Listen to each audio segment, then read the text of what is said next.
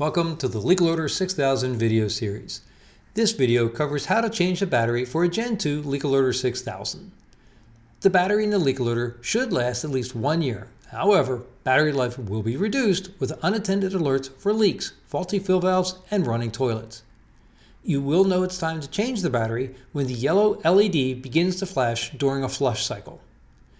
You only need 3 items to change the battery: a thin, flat blade like a butter knife or small screwdriver, a toothpick, and of course, a new CR2032 battery. CR2032 batteries are commonly available at most stores.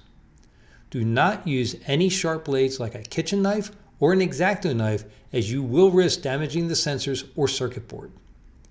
To get started, remove the tank lid and set it aside.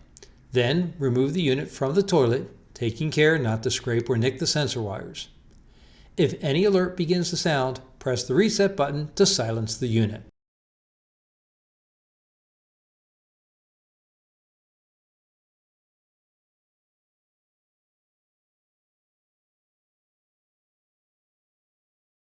Insert the blade between the front and back enclosure pieces and separate. It is very important not to separate the enclosure by pulling on the sensors. This will weaken or break their connections to the circuit board. Feel free to use a toothpick for the next steps, but do not use anything metal. Carefully lift the circuit board from the enclosure,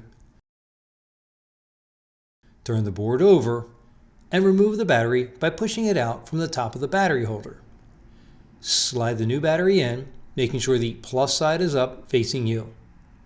The unit will flash and beep as you place the battery, but will not begin its startup program until the unit has been installed on the toilet tank.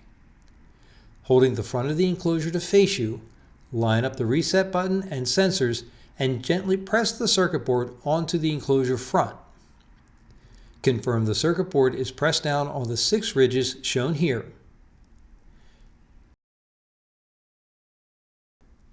Take the enclosure back, smooth side facing you, round hole to the right, and press into place. You should hear and feel the pieces snap together.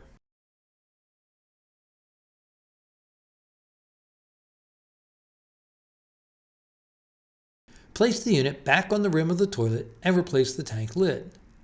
The unit will automatically restart once the sensors detect the presence of water and will flash the green LED for a few minutes, then begin to flash all 3 LEDs at the same time. Once all 3 LEDs are flashing, flush the toilet. Your battery has now been changed and the unit has begun monitoring your toilet for water wasting problems. Thanks for watching. Please be sure to check out the FAQs and the rest of the resources page for more information.